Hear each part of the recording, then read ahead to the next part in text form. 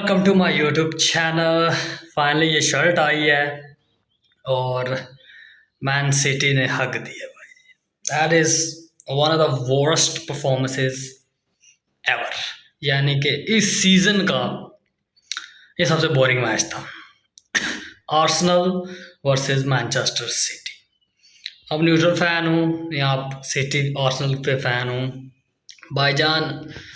यानी कि एक गंदा तरीन मैच मैन सिटी ने खेला है और एक ऐसे टाइम पे जब आप अप्रैल के अंदर दाखिल हो रहे हो और आपके सामने ये एक हॉट शेड्यूल है। यानी कि आपने 2 बार मैड्रिड से खेलना है, आपका विला से मैच है और एंड पे आपने सेमीफाइनल खेलना है एफए कप का, और इस बीच आपने एक मैच क्रिस्टल पैलेस से भी खेलना है। यानी कि बिज़ाग ऑफ मैचेस आपके सामने आए पड़े हुए हैं। टाइटल डिसाइड की तरफ यूरोपियन फुटबॉल भी जा रहा है, अराउंड द वर्ल्ड भी, जहाँ पे भी अगस्त यहाँ पे वर्ल्ड पोस्ट स्टार्ट होता है, सारा कुछ वहाँ पे जा रहा है। यानी कि एंडिंग की तरफ जा रहे हैं, दी एंड गेम बिगिंस। और एंड गेम को बिगिन करते हुए मैन सिटी ने एक बहुत ही गंदी परफॉर्मेंस की है, बहुत ही गंदा मैच यानी कि मैनचेस्टर सिटी ने खेल दिया है। और अभी आप यानी कि दूसरों पे निहसार होने वाले हो। मैच की बात क्या कर सकते हैं, यानी कि मैच तो इतना ही गंदा खेला है जितना बोलो बोरिंग। इस सीजन का सबसे मैंने पहले बोला है, इस सीजन का ये सबसे बोरिंग मैच था। 0-0 यानी कि ड्रॉ ड्रॉ हो गया मैच, तो मैच बोरिंग हो गया। 0-0 पे भी ड्रॉ मैचेस होते हैं, 1-1 ड्रॉ होते हैं, 2-2 ड्रॉज भी होते हैं।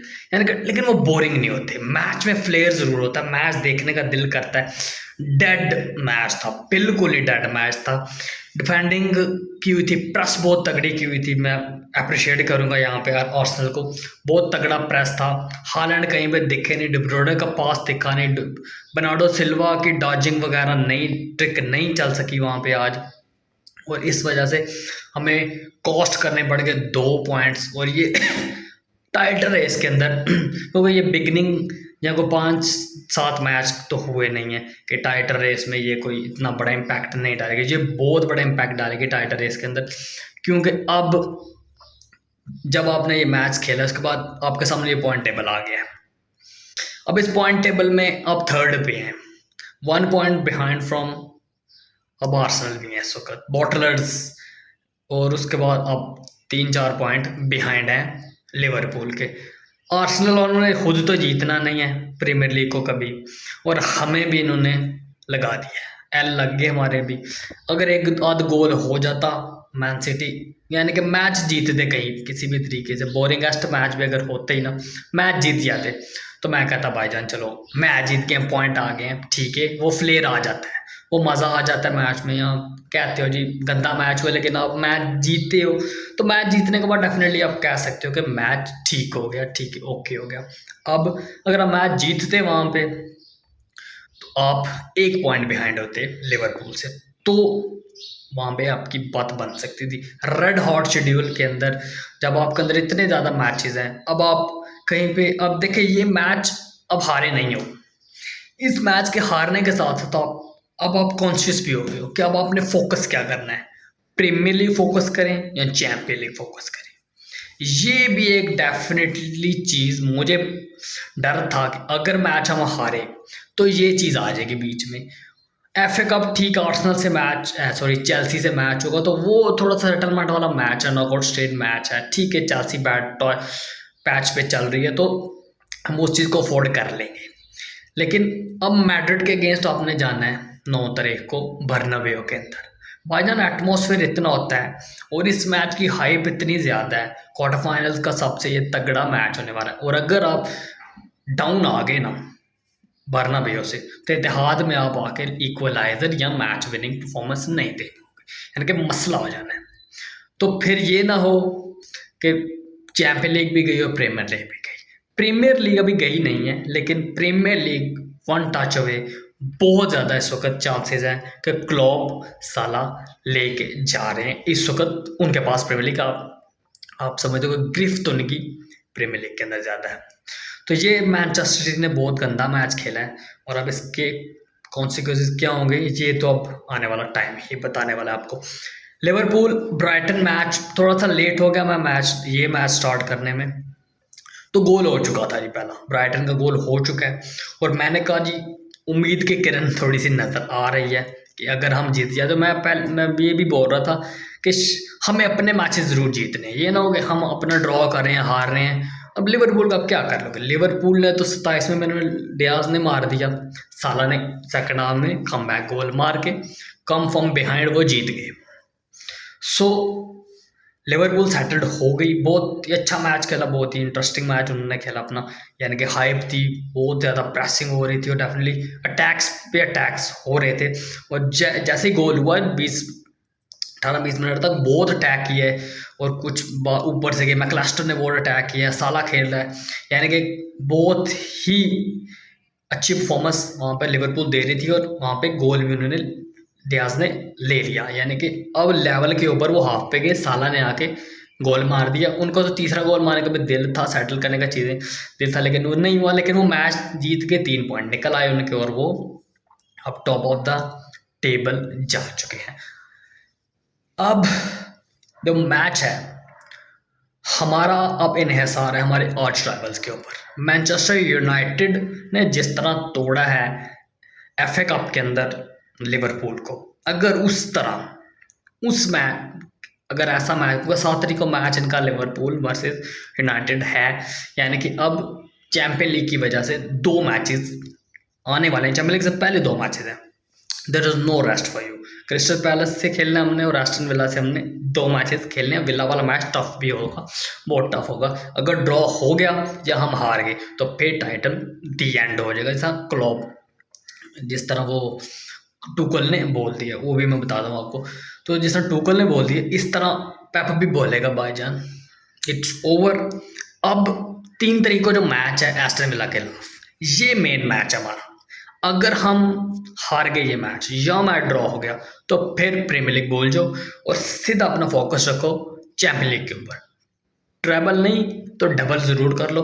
प्रीमियर लीग हैट्रिक हो चुके, 4 होनी चाहिए, हिस्ट्री बननी चाहिए। ये तो मैं तो चाहता हूँ हिस्ट्री बने और डबल ट्रेबल आए, लेकिन सिचुएशंस इस वक्त ऐसी नहीं लग रही। I am very very disappointed with performance, और मुझे लग रहा है कि कहीं पे मैड्रिड में जाके भी मैन सिटी एक्सपोज ना हो जाए। प्रेसिंग जितनी गंदी है वो तो मुझे पता है, यानी कि ग्रीलिश वगैरह को एंड पे डाला जा रहा है, एक गेम की समझ नहीं आ रही। तो ये चीज़ मैं अब कह रहा हूँ कि एस्टन विला वाला मैच अगर हम निकाल के ले जाते हैं और उधर यूनाइटेड हारती है, यूनाइटेड सॉरी जीतती है, लिवरपूल हारती है, तो टाइटल बराबर आएगा और फाइनल डे ड्रामा फिर हमें देखने को मिल सकता है।